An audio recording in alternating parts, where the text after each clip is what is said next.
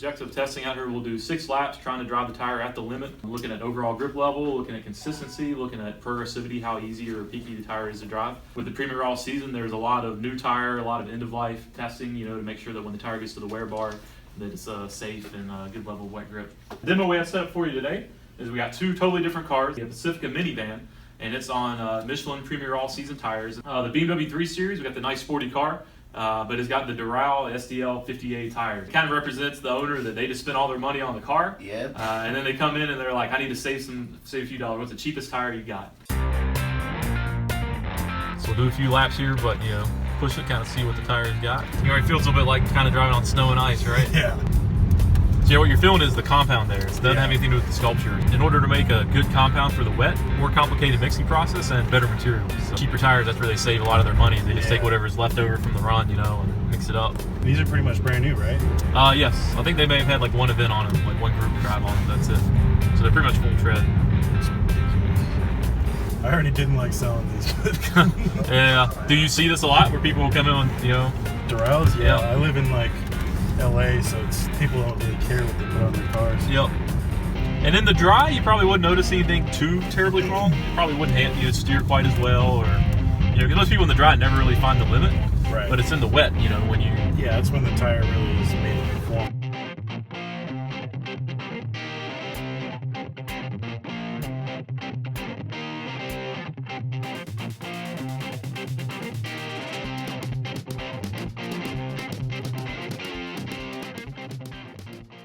What we're going to do today is, as you're braking, we're going to be recording your stopping distance using our GPS-based data loggers. The Michelin Premier is buffed to half tread depth, and the Goodyear triple tread is full tread depth. So keep the steering wheel as straight as you can, and get up to speed, and we'll get you straight.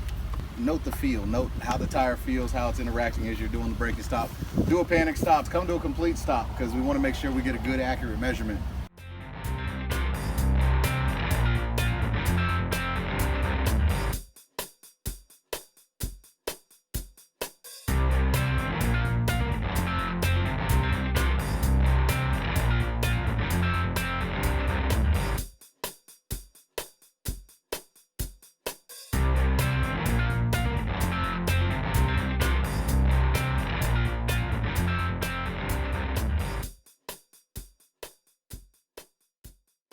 Focus is certainly on this wet, or what you saw today dry, but wet and dry performance. You look at all 5 ribs, they look like they're pretty evenly worn. And then even if you were to take your hand and rub it around that way, you can see it's worn pretty evenly.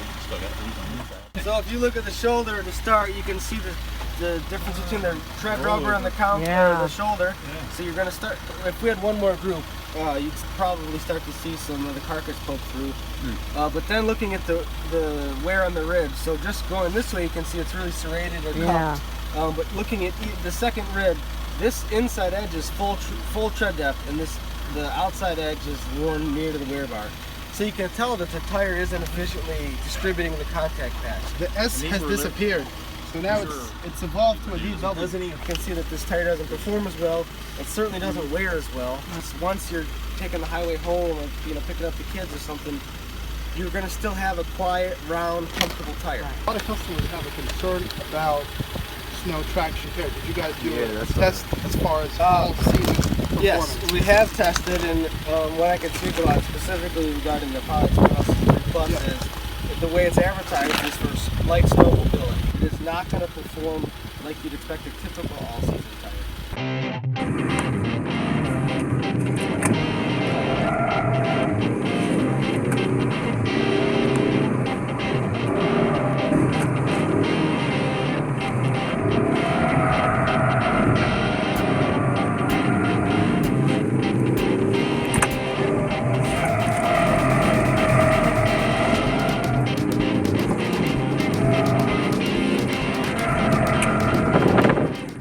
So the silver car's got new tires on the back, full tread, and worn tires up front. And when we say worn, they've been buffed down to probably about 40-50% tread life. Now they're above the wear bar, they'd be a good tire on the street, nothing wrong with it.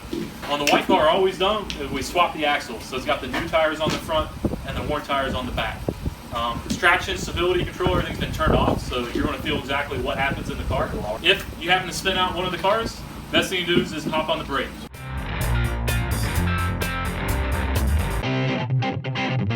What we'll do is we'll do 2 laps.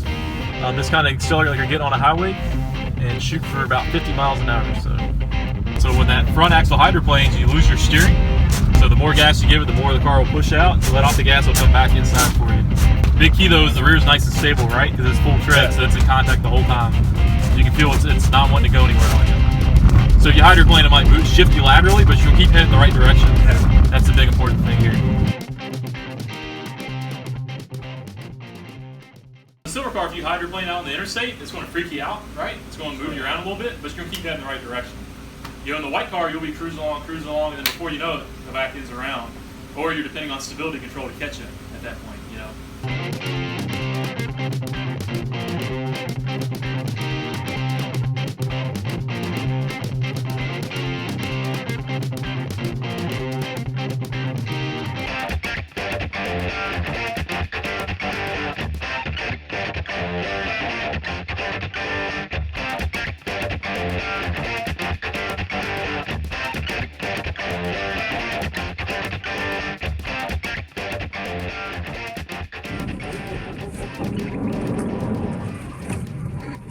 You certainly wasn't expecting that one, were you? No, I was not.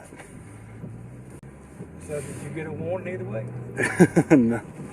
You don't know what's going to happen. No. That's why it's important. Yeah.